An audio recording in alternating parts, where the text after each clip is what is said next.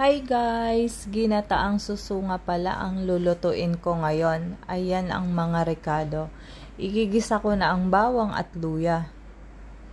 Ayan guys. Konting gisa-gisa lang. Tapos isusunod ko na rin ang sibuyas na puti. Para manamis-namis siya. Tapos yung pinakahuling gata, ilalagay ko na pakukuluan kong maigi. Napadami nga rin yata yung pagkakagawa ko. Hindi ko na siya mapapatuyuan. Tapos ilagyan kong konting asukal para balanse yung lasa. Tapos patis, siling green nilagyan ko na rin para yung anghang niya, tsaka granules. Ayan guys, tapos ilalagay ko na rin agad dyan yung suso. Ayan.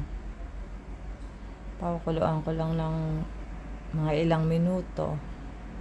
Tapos ilalagay ko na rin dyan yung kangkong. Ayan. Konting kulo na lang yan guys. Tapos nilagyan ko nga rin pala siya ng suka. Hindi ko na lang naipakita. Ayan. Konting paminta. Luto na yan guys. Marami nga lang sabaw. Naging sinigang eh. Pero gata talaga. Ayan. Yan yung pinakahuling gata. Pero hindi pa rin ganon kalapot. Tara guys, kain tayo.